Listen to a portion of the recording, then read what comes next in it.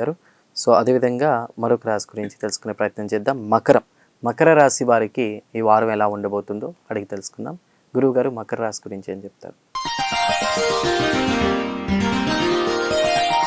మకర రాశికి చూసుకున్నట్లయితే ఈ రాశి వారికి వారం అంతా కూడా అనుకూలమైనటువంటి వాతావరణం గోచరిస్తున్నప్పుడు మిశ్రమ ఫలితాలు గోచరిస్తూ ఉన్నాయి. మొత్తం మీద మంచి ఫలితాలు, చెడు ఫలితాలు రెండు కూడా మిశ్రమంగా ఉన్నాయి. కుటుంబ పరంగా వీరి విలువలు తగ్గిపోతాయి. బయట ప్రజానీకంలో వీటి విలువలు పెరుగుతాయి. కుటుంబములతో వీరికి శత్రుత్వం ఏర్పడుతుంది.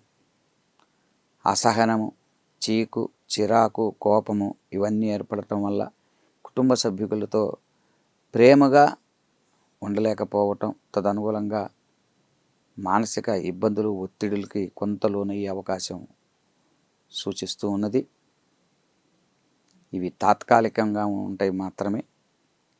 కాబట్టి ఈ వారంలో వీరు శని ఆరాధన చేసినట్లయితే మంచిది. అట్లానే ఈ వారంలో వీరికి చంద్ర సంబంధమైనటువంటి బియ్యాన్ని కానివ్వండి, వస్త్రాలు కానివ్వండి, ఒక సద్బ్రాహ్మణ్ణి చూసుకొని దానం చేసినట్లయితే మంచి ఫలితాలను పొందవచ్చు. లక్ష్మీదేవి ఆరాధన కానివ్వండి, లేదా ఏదైనా ఒక అమ్మవారి దేవాలయంలో దర్శించుకోవటం ఈ వారం అంతా కూడా శ్రేయదాయకం వీరికి. మొత్తం మీద మిశ్రమ ఫలితాలు ఉన్నాయి కాబట్టి కొంత జాగ్రత్తగా ఉండటం అనేది మంచిది. తప్పకుండా గురువుగారు.